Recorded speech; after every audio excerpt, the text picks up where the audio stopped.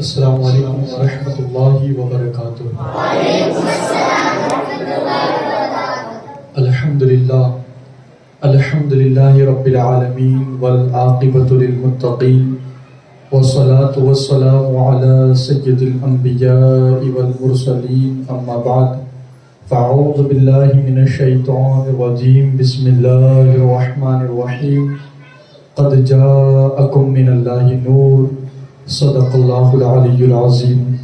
ناد علیاً مظہر العجائب، تجدہ اونا لک فی النوائب، کل ہم و غم سینجلی بعظمتک یا اللہ، و بنبوتک یا رسول اللہ، و بولایتک یا علی یا علی یا علی۔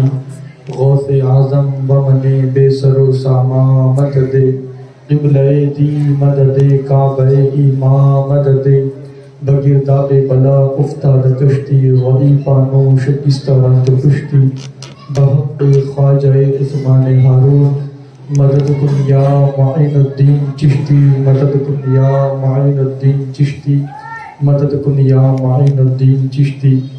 الحمدللہ، اور آپ پھر ایک مرتبہ اس مبارک محفل میں حاضر آئے ہیں۔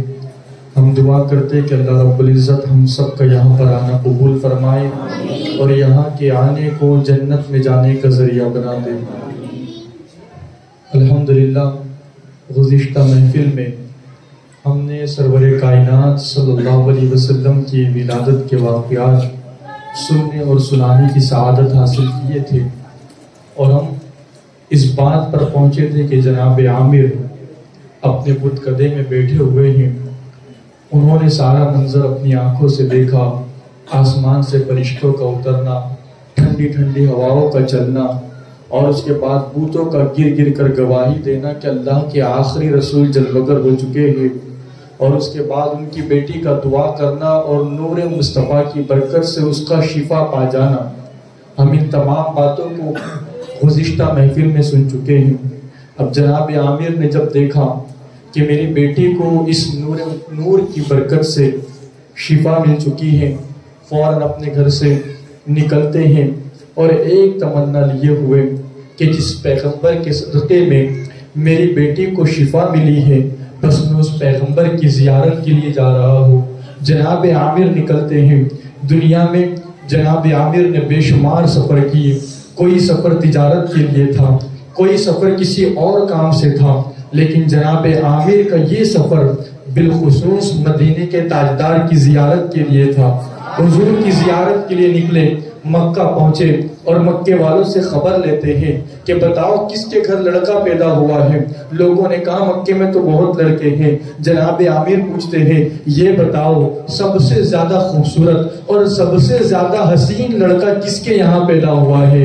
لوگوں نے کہا کہ اگر تم سب سے زیادہ خوبصورت اور سب سے زیادہ حسین اور جمیل شہزادے کی بات کر رہے ہو تو یہ تو جناب عبد المطلب کے پوتے کا حال ہے۔ جناب عبد المطلب کے یہاں ایک پوتا جلوگر ہوا ہے، اس کے حسن کے چرچے ہیں، لوگ ان کی خوبصورتی کی باتیں کرتے ہیں اور ان کی نورانیت کی اور ان کے حسن و جمال کی باتیں کی جا رہی ہے۔ اہل عرب نے اتنا حسین اور اتنا خوبصورت شہزادہ کبھی نہیں دیکھا، وہ بڑے حسین اور خوبصورت ہے۔ جیسے ہی جناب عامر نے مکے والوں سے سنا کہ جناب عبد المطلب کے گھر بہت زیادہ حسین اور خوبصورت شہزادہ جلوگر ہوا ہے، جناب عامر سمجھ جاتے ہیں کہ میں جس کی زیارت کرنے کے لیے آیا ہوں وہی جناب عبد المطلب کے پوتے ہیں۔ جناب عبد المطلب کے پاس جاتے ہیں، ملاقات کرتے ہیں اور ملاقات کے اندر اپنا واقعہ بیان کرتے ہیں اور حضور صلی اللہ علیہ وسلم کی زیارت کرنے کی خواہش ظاہر کرتے ہیں۔ جناب عبد المطلب جناب عامر کو اپنے ساتھ لیتے ہیں،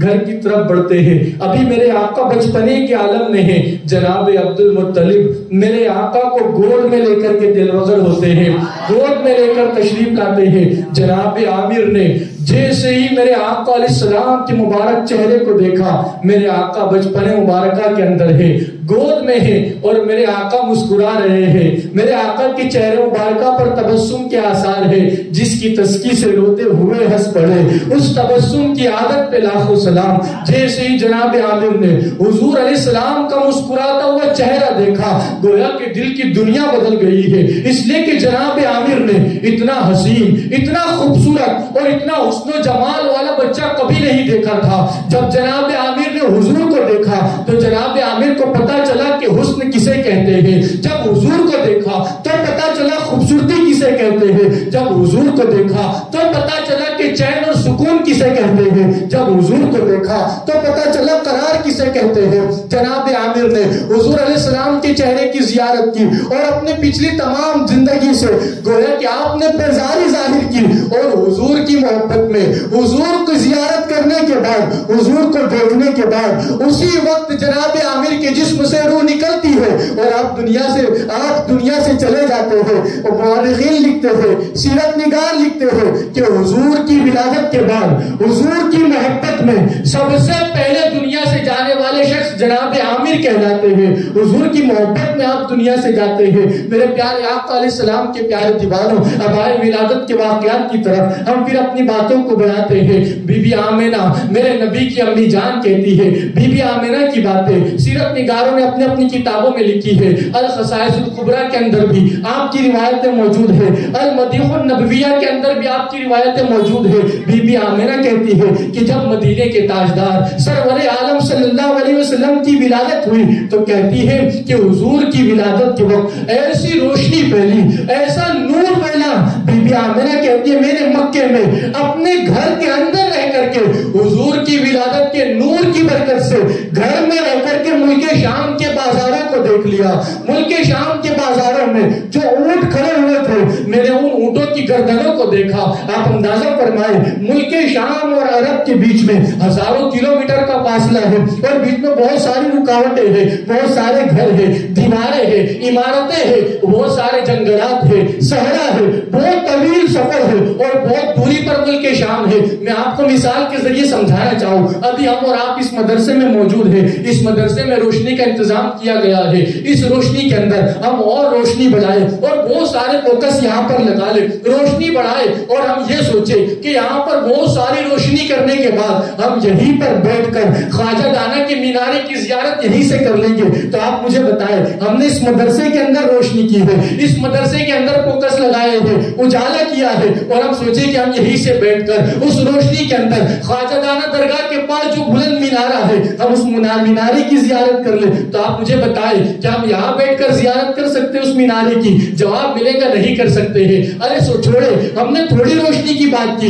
ہمارے علاقے میں جتنے روشنی کے آلات ہیں، جتنے فوکس ہے، ہم نے سب لے لیے اور خوب روشنی کر دی اپنے مدرسے کے اندر کہ چلو اپنے علاقے میں جتنے بھی اجالے کے سامان ہیں، اجالا کرنے کے لیے آلات ہیں، ان سب کو لے لیتے ہیں اور سب کو ایک ساتھ روشن کر دیتے ہیں، شاید پھر وہ مینارہ نظر آئے گا۔ لوگ کہیں گے نہیں، یہاں بیٹھ کر وہ مینارہ نظر نہیں آئے گا، اگر پورے شہر سورت کی روشنی بھی ہم اس جگہ پر جمع کر لیں تب بھی وہ مینارہ ہمیں یہاں بیٹھ کر نظر نہیں آئے گا۔ کیوں نظر نہیں آئے گا؟ اس لیے کہ بیچ میں بہت ساری رکاوٹیں ہیں، بہت ساری عمارتیں ہیں، بہت سارے درخت ہیں، بہت ساری عمارتیں ہیں۔ ان رکاوٹوں کی وجہ سے روشنی ایک مقام پر جا کر کے رک جائے گی، وہ روشنی ختم ہو جائے گی، اس کا اختتام آ جائے گا۔ دنیا کی روشنی جو ہوتی ہے جب رکاوٹیں بیچ میں آتی ہے تو وہ رک جاتی ہے، اس کا اختتام آ جاتا ہے، لیکن قربان عظمت مصطفیٰ پر، قربان نورانیت مصطفیٰ پر، بی بی آمنہ فرماتی ہے کہ جب حضور چل نکل ہوئے ایسی روشنی پھیلی کہ میں نے مکے میں رہ کر کے ملک شام کے بازار کو دیکھا، حالانکہ بیچ میں بہت ساری رکاوٹیں ہیں، بہت ساری عمارتیں ہیں، جنگلات ہیں، صحرا ہے، پھر آخر بی بی آمنہ نے ان مہلاؤں نے مکے کے اندر رہ کر کے ملک شام کے بازاروں کو کیسے دیکھ لیا، وہاں کے اونٹوں کو کیسے دیکھ لیا؟ تو جواب ملے گا کہ جب دنیا کی روشنی ہوتی ہے تو وہ رکاوٹوں کے سامنے رک جاتی ہے، لیکن جب نور خدا کا ہوتا ہے، جب روشنی خدا کی یہاں سے جلوگر ہوتی ہے، قد جاءکم من اللہ نور، جب نور اللہ کی طرف سے آتا ہے تو رکاوٹیں دم توڑ دیتی ہے اور نور آگے بڑھ جاتا ہے۔ اور یہ نورانیت مصطفیٰ کی برکتیں تھی، نورانیت مصطفیٰ کی رحمتیں تھی اور نورانیت مصطفیٰ کی برکتیں تھی کہ بی بی آمنہ مکے میں رہ کر کے ملک شام کے بازاروں کو دیکھ رہی ہے۔ میرے پیارے آقا علیہ السلام کے پیارے دیوانوں، اب ایک بات یہ بھی عرض کرنا چاہوں گا، بڑے نادان ہیں وہ لوگ جو اعتراض کرتے ہیں اور یہ کہتے ہیں کہ وہ تو مدینے میں ہے، بھلا وہ ہمیں کیسے دیکھ سکتے ہیں؟ ارے نادان، جب ان کے نور کی برکت سے بی بی آمنہ مکے میں رہ کر ملک شام کے بازار دیکھ سکتی ہے تو سوچے اس نور والے مصطفیٰ کے دیکھنے کا عالم کیا ہوگا، ہمارے نبی کے دیکھنے کا عالم کیا ہوگا۔ یقیناً وہ ہمیں دیکھتے ہیں، ہمیں ملاحظہ فرماتے ہیں، ہمارا عقیدہ ہے ہمارے نبی حاضر و ناظر ہے، وہ ہم غلاموں کے حالات سے باخبر ہے۔ بہر کے بات دور نہ چلی جائے، میرے پیارے آقا علیہ السلام کے پیارے دیوانوں، بی بی آمنہ کہتی ہے کہ میں نے نور دیکھا، روشنی دیکھی، جس روشنی کے اندر میں نے ملک شام کے بازاروں کو دیکھا، وہاں کے اونٹ کو دیکھا، اس کے بعد کہتی ہے کہ میں نے اچانک دیکھا کہ میرے شہزادے میری نظروں سے پوشیدہ ہو چکے ہیں، میری نظروں سے چھپا لیے گئے ہیں۔ میں ششدر رہ گئی کہ یا اللہ آخر بات کیا ہے، میرے شہزادے کہاں چلے گئے؟ بی بی آمنہ کہتی ہے اتنے میں کسی ندا دینے والی کی آواز آئی اور کہنے والا یہ کہہ رہا ہے کہ انہیں مشرق کی طرف لے جاؤ، انہیں مشرق کی طرف لے جایا جائے، انہیں مغرب کی طرف لے جایا جائے۔ گویا کہ حضور کو مشرق کی طرف لے جایا جا رہا ہے، مغرب کی طرف لے جایا جا رہا ہے۔ کیوں لے جایا جا رہا ہے؟ حضور کو بتایا جا رہا ہے اے مصطفیٰ، آپ کی سلطنت مشرق میں بھی ہے اور آپ کی سلطنت مغرب میں بھی ہے۔ حضور آپ پوری کائنات پر حکومت کرنے والے ہیں، آپ پوری کائنات کے سلطان ہیں۔ میرے آقا صلی اللہ علیہ وسلم کے پیارے دیوانوں، بی بی آمنہ کہتی ہے کہ حضور کو اٹھا لیا گیا، میری نظروں سے پوشیدہ کر دیا گیا اور تھوڑی دیر کے بعد میں نے دیکھا کہ میرے شہزادے کو جنت کی چادر کے اندر، سبز ریشمی چادر کے اندر میرے پاس موجود پایا، اپنے شہزادے کو موجود دیکھا۔ اب بی بی آمنہ کہتی ہے، اور اس روایت کو اکثر مورخین نے روایت کیا ہے، قوت القلوب میں بھی روایت موجود ہے، حضرت عبداللہ ابن عباس روایت کرتے ہیں کہ بی بی آمنہ ارشاد فرماتی ہے کہ جب ہمارے آقا دنیا میں تشریف لائے تو حضور نے دنیا میں آتے ہی سب سے پہلے سجدہ ادا فرمایا۔ یہاں پر پتہ چلتا ہے کہ جہاں پر ہم حضور کی سنتوں کی بات کرتے ہیں، سجدہ کرنا ہمارے نبی کی سب سے پہلی سنت ہے۔ اسی لیے میرے امام کہتے ہیں پہلے سجدے پہ روز اصل سے درود، یادگاری امت پہ لاکھوں سلام۔ میرے آقا دنیا میں تشریف لاتے ہیں اور سجدہ ادا فرماتے ہیں۔ آج ہم نے سجدہ کرنا چھوڑ دیا ہے، آج ہم سجدوں سے بہت دور ہو چکے ہیں، سجدے کو ہم نے بھلا دیا ہے، اس لیے آج ہم پوری دنیا میں ذلیل ہو رہے ہیں، پوری دنیا میں رسوا ہو رہے ہیں اور پوری دنیا ہمیں مٹانے کی کوشش کر رہی ہے۔ اگر ہم واپس سجدہ کرنے والے بن گئے، اگر ہم نے سجدوں کے دامن کو تھام لیا، اگر ہم نے اپنی پریشانی اپنے رب کی بارگاہ میں جھکانا شروع کر دیا، یقین جانے ساری عزتیں ہمارے لیے ہوگی، ساری کامیابیاں ہمارے لیے ہوگی، ساری سرخرویاں ہمارے لیے ہوگی، ساری بلندیاں ہمارے لیے ہوگی۔ جو رب کے سامنے جھک جاتا ہے، دنیا کی کوئی طاقت اسے اپنے سامنے جھکا نہیں سکتی۔ علامہ اقبال کہتے ہیں یہ سجدہ جسے تو گرا سمجھتا ہے، ہزار سجدوں سے دیتا ہے آدمی کو نجات۔ وہ سجدہ روح زمین جس سے کانپ جاتی تھی، اسی کو آج ترستے ہیں منبر و محراب۔ گویا کہ قدرت کی طرف سے اعلان کر دیا گیا ہے اے میرے بندے تم میرے لیے جھک جا، ساری کائنات تیرے لیے جھک جائے گی۔ جو بندہ رب کے سامنے جھکتا ہے پھر اسے دنیا کے سامنے جھکنے کی ضرورت نہیں پڑتی۔ میرے آقا ارشاد فرماتے ہیں کہ جب بندہ مومن سجدہ کرتا ہے وہ اپنے رب سے بہت قریب ہوتا ہے۔ گویا کہ سجدہ ہمیں رب سے قرب عطا کرتا ہے، ہمیں رب سے قریب کر دیتا ہے۔ اور ایک مقام پر میرے آقا ارشاد فرماتے ہیں جب بندہ مومن سجدہ کرتا ہے تو ایک سجدہ کرنے کی برکتیں اللہ اسے یہ عطا فرماتا ہے کہ ایک سجدے کی وجہ سے قرآن پاک میں جتنی آیتیں ہیں اللہ تمام آیتوں کے برابر سجدہ کرنے والے کو نیکی عطا فرماتا ہے۔ اور فرماتے میرے آقا اتنی نیکیاں بھی دی جاتی ہے اور اتنے گناہ بھی معاف کر دیے جاتے ہیں۔ میرے پیارے آقا علیہ السلام کے پیارے دیوانوں، اب آپ اندازہ کریں ہم دن میں 5 وقت کی نماز ادا کرتے ہیں، فجر میں 4 رکعتیں پڑھ رہے ہیں، ظہر میں 12 رکعتیں ادا کرتے ہیں، عصر میں 8 پڑھتے ہیں، مغرب میں 7، عشاء میں 17 ہے۔ اگر ہم 5 وقت کی نمازوں کو دیکھیں تو ہم پورے دن میں 48 رکعتیں 5 وقت کی نمازوں میں ادا کرتے ہیں،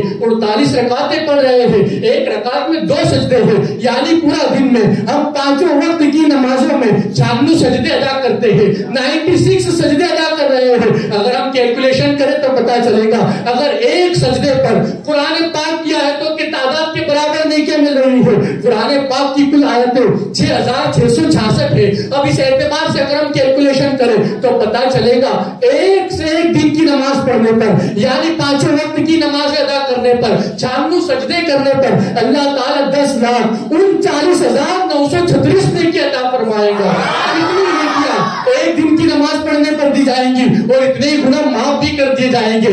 یہ تو ہمارا حساب ہے, ہمارا کیلکولیشن ہے جو ہم لگاتے ہیں, ورنہ رب کتنی نعمتیں عطا کر دیتا ہے, کتنی رحمتیں عطا کر دیتا ہے, یہ تو ہمارا کریم اللہ جانتا ہے اور اس کے عطا سے ہمارے رسول جانتے ہیں, ہمارے نبی جانتے ہیں. میرے پیارے آقا علیہ السلام کے پیارے دیوانوں, اور ایک مقام پر تو میرے آقا ارشاد فرماتے ہیں جو بندہ دنیا میں سجدہ کرنے کا عادی ہوگا, چاہے وہ نماز کے سجدے ہو, چاہے وہ شکر کے سجدے ہو, اپنی پیشانی کو رب کی بارگاہ میں جھکانے والا ہوگا, سبحان ربی الاعلیٰ کی صدائیں بلند کرنے والا ہوگا, جو رب کی بارگاہ میں سجدہ کرنے والا ہوگا, جب وہ دنیا سے جائے گا تو اس کی قبر کی زیارت کے لیے اللہ کے فرشتے حضرت میکائیل علیہ السلام آیا کریں گے. اور میرے آقا ارشاد فرماتے ہیں کہ جب قیامت کے دن لوگوں کو اپنی قبر سے اٹھایا جائے گا تو حضرت میکائیل اس سجدہ کرنے والے کو اپنے پروں پر بٹھا کر کے جنت تک پہنچا دیں گے. آپ اندازہ فرمائیں یہ سجدے کی برکتیں ہیں. میرے پیارے آقا علیہ السلام کے پیارے دیوانوں, سجدے کے دامن کو مضبوطی سے تھامیں, اس لیے کہ سجدہ میرے آقا مصطفیٰ جان رحمت کی سب سے پہلی سنت ہے. بی بی آمنہ فرماتی ہے کہ حضور دنیا میں تشریف لائے اور آنے کے بعد حضور نے سب سے پہلے سجدہ ادا فرمایا. اب بی بی آمنہ کہتی ہے اس کے بعد میں نے نور دیکھا,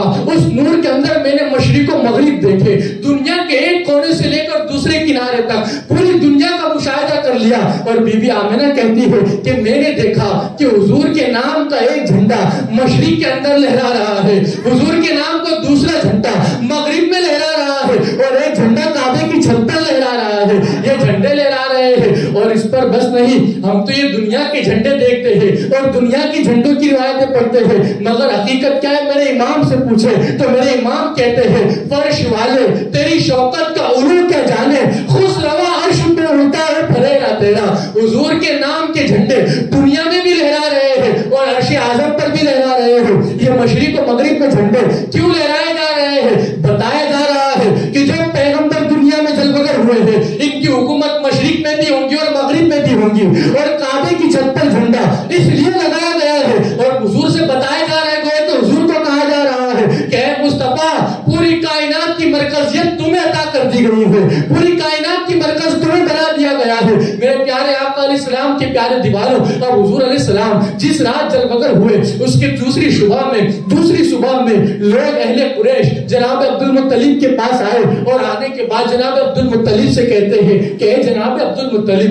کل رات ہم نے بڑا عجب معاملہ دیکھا, بڑا عجب ماجرا دیکھا. جناب عبد المطلب پوچھتے کیا ماجرا دیکھا؟ وہ کہتے ہیں کہ کل رات لوگ شراب پینا چاہتے تھے مگر شراب کے پیالے اٹھانے کے بعد بھی وہ شراب پی نہیں پا رہے تھے, شراب پینے کی کوشش کرتے مگر شراب پی نہیں پاتے. پھر کہتے ہیں کہ لوگ زنا کرنا چاہتے تھے مگر کل رات وہ زنا بھی نہ کر سکے. اور کہتے ہیں کہ جو بتوں کی عبادت کرنے والے ہیں, بتوں کو پوجنے والے ہیں, وہ بتوں کے سامنے سر جھکانا چاہتے تھے مگر وہ اپنی گردنوں کو جھکا نہ سکے, اپنے سروں کو جھکا نہ سکے. آخر ماجرا کیا ہے؟ دراصل اہل قریش سمجھ نہ سکے تھے, اہل عرب سمجھ نہ سکے کہ آخر بات کیا ہے, لیکن عاشقوں سے پوچھو تو پتا چلے گا. بات دراصل یہ ہے کہ حضور دنیا میں تشریف لا رہے ہیں, حضور کی آمد کی رات ہے, اس لیے استقبال کیا جا رہا ہے اور استقبال اس انداز سے کیا جا رہا ہے کہ اس رات کوئی شراب پی نہیں پا رہا ہے, کوئی زنا کر نہیں پا رہا ہے. اور یہ سب کیوں ہو رہا ہے؟ لوگ یہ سب کام کیوں نہیں کر پا رہے ہیں, یہ گناہ کیوں سے ہو نہیں پا رہے ہیں؟ تو جواب ملے گا آئی نہیں حکومت, سکہ نیا چلے گا. شب ولادت, عالم نے رنگ بدلا, صبح شب ولادت. اب حضور کی حکومت آئی ہے, اس لیے پہلے اشارے دے دی جا رہے ہیں. اب اہل قریش پوچھتے ہیں, اہل مکہ پوچھتے ہیں کہ اے جناب عبد المطلب آپ کے یہاں بڑا خوبصورت اور بڑا حسین و جمیل پوتا جلوگر ہوا ہے, اس کے نور کی لوگ باتیں کر رہے ہیں, وہ بڑا خوبصورت ہے, وہ بڑا حسین و جمیل ہے. اے جناب عبد المطلب آپ اپنے پوتے کا کیا نام رکھنے والے ہیں؟ آپ نے پوتے پوتے کا کیا نام تجویز فرمایا ہے؟ جیسی جناب عبد المطلب یہ بات سنتے ہیں فوراً مسکرانے لگتے ہیں اور مسکراتے ہوئے ارشاد فرماتے ہیں انشاءاللہ کیا ارشاد فرمایا آئندہ ہفتے آپ کے سامنے بیان کیا جائے گا. اللہ تعالی ہم سب کو کہنے سننے سے زیادہ عمل کرنے کی توفیق عطا فرمائے. دوران بیان اگر کوئی غلطی ہوئی ہو آپ حضرات کو گواہ بنا کر کے میں توبہ کرتا ہوں. استغفر اللہ ربی من کل ذنب واتوب الیہ. السلام علیکم ورحمۃ اللہ وبرکاتہ.